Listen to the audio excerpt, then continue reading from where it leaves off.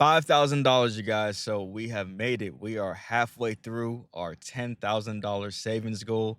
I'm your host, Son Yanatan, and today we're going to be talking about just hitting $5,000, what that can do for you financially, how you can do it, and also why you should use a high yield savings account to put your savings in while you're saving this money in the beginning. So, $5,000, how did I do it? Well, I started in, I think, September or October, putting 10% of my check in every week. So if I made $2,000 that week, I would put $250 in. Eventually, it didn't even matter if I was putting in 10% or not. I would always put in 250. And then I decided aggressively saving more. I'm still living in my car, you guys. If you don't know, if you haven't watched my previous videos, I'm living in my car right now. So I'm saving a lot of money by not having an apartment or not staying in Airbnbs. I still see my girlfriend. I still travel home. I still take her on dates. I still go to the movies. I'm actually parked in front of a Regal right now. And I do these things to still enjoy life. I go to Platinum Fitness, I work out, I eat good food, but I'm living in my car. So I'm saving a ton of money by not living in an apartment or an Airbnb. That's one way I'm saving this money, but really the way that it's helping my psyche and my mentality with finances is it's helping me to be consistent. It's helping me to be, I have to put this money in. There's no reason why I can't do it. And there's no reason why I can't live off the other percentage. Let me turn down this air conditioning because I think it's too loud. But you guys, the money that you save now is really going to help you in the future. Not just because it's going to help you with financial situations that come up, like say you get into a car accident and you need to put down $3,000 on the repair. Now you have 5,000, you have $5,000 in savings to put down on that repair. Your tire goes out. Now you have like $200 that you can use for that emergency. If you want to put a down payment on a house, a lot of times when you buy a house for the first time, they have this thing called the FHA loan, first home buying like loan, and you can only put like 10% down or like 3% down, I think. So say if a house costs like $300,000, you can put $3,000 down and you can get your first home. And then that way you can go ahead and start paying it off over the years, even have somebody else live in there, help them pay it down more, use the equity to buy another house. I'm not telling you to do this, but this is some things that I've heard from other people that they've done when they've reached this mark or the $10,000 mark. But you guys, I can't believe that we're already halfway there. We have February, March, and April. These 3 months, I'm gonna be going even more aggressive. I'm gonna be really trying to hit that $10,000 goal. If nothing crazy or random happens in my life, I'm sure we're gonna hit it. And something else I wanted to tell you about is the bank account that I put it in is called Marcus by Goldman and Sachs.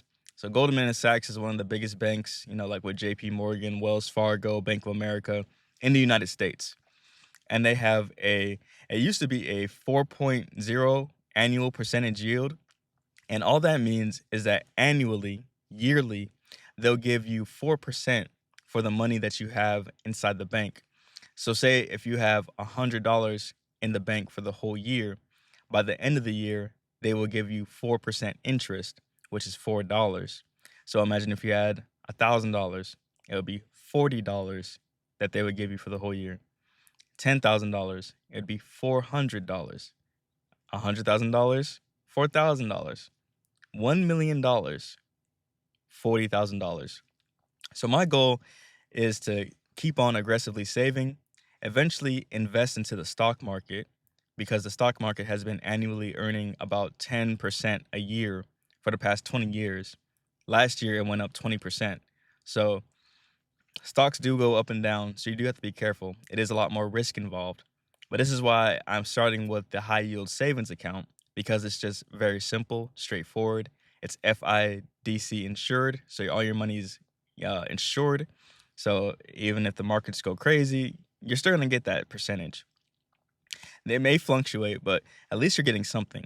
If you keep your money in a regular bank account, you're getting like 0.2% interest, like very, very little compared to the 4%. At least you're getting something versus just nothing for having a bank account at all. And I'm also investing into crypto again. I've looked into some other things, but this video is not about investing. This video is about having the discipline to save that first $5,000 and how it's really going to help you in your financial journey. Because I know now that I've done this with this time I saved this 5,000, I could do it again. And the fact that I'm also paying off my debts, paying off my high expenses on my cell phones, on my credit cards, things of that nature. It's allowing me to see that even if I get a lower paying job, I'll still be able to save, maybe not as much, but I'll still be able to save.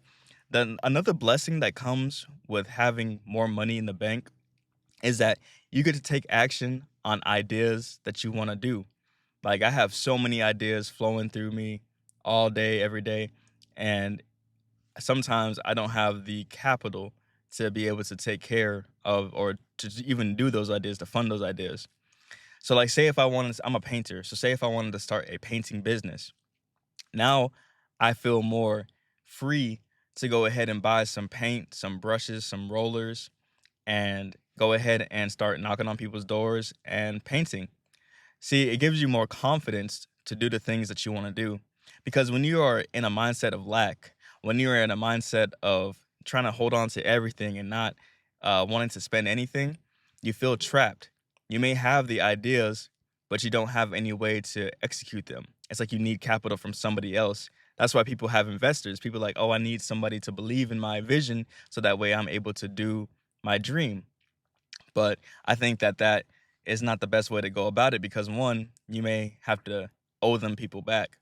Unless it's just a gift for somebody who is rich and you have like a relative that just gave you 10,000 or $1 million, then you don't have to worry about it.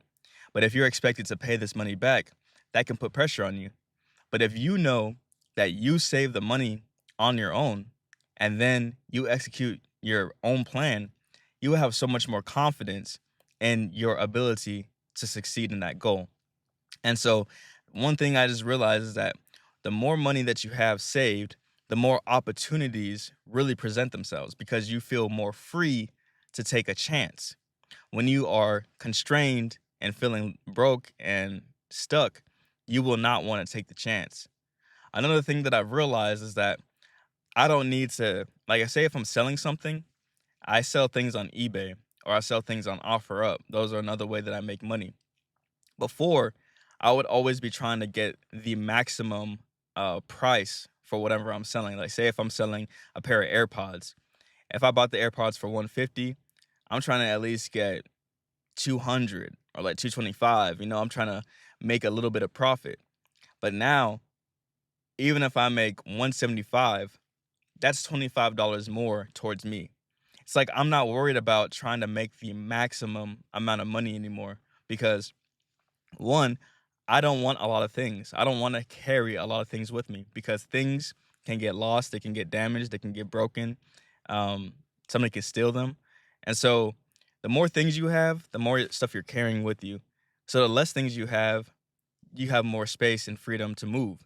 Just imagine you're carrying something with you. The less that you're carrying with you, the lighter you are and the farther you can move. And again, I'm willing to accept a little bit less now than I was when I was broke because when I was broke, I was trying to get every single penny that I could possibly get into my pocket. But now that I have a little bit of money, I can see the opportunity that it's better to have $25 now than wait 7 months with no money. You know what I'm saying? Like I could have been sold that item, bought something else, and made another sale over and over and over again. Like that $700 I'm waiting for in or $200 I'm waiting for in 7 months, I could have bought way more product and sold them over and over and over again and made like 300, 500, or $1,000. So it's not only the opportunity, but it's also the time. How much time am I spending doing this thing? Having more money helps you to save your time because you don't have to wait as long to do something that you want to do right now. And that's one of the biggest currencies is time. Everybody has the same amount. I don't care if you're 80 or you're a baby. We all have the same 24 hours in a day, and that's all we can use to do the activities and behaviors that we want to do throughout the day. And depending on what we do throughout the day is going to be our results. So the more money you have saving up, then it buys you more time and it gives you more opportunities to take risk so that way you can make more money in the future.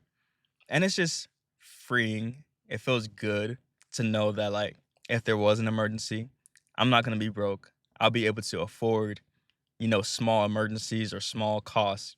I don't really think there's too many things that's gonna cost more than $3,000 that could happen like right now. Uh, you know, Especially if you have insurance for certain things. Like, see, I'm starting to realize why insurance is important because it's not a bad thing if you do have some savings and you have to pay a $500 down payment. But if all you have is 5,000 or $500 in the bank, you're gonna feel a lot of pain letting go of that $500. But it feels bad when you have to spend money that you're not expecting either way. But all I'm saying is that when you have more capital, you don't feel it as much. And it just gives you the discipline to know that you can do it again. And it just builds that confidence in you to do more, take more risks, to make more money, to feel more freedom.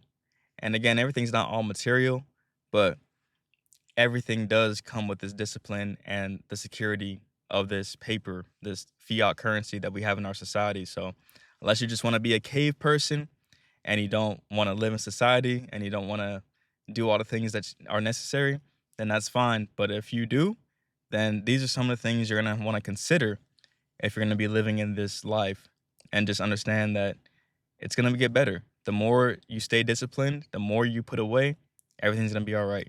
But all right, guys, if you like this video, please give me a like. I'll catch you next time on Why Not Money channel. Peace.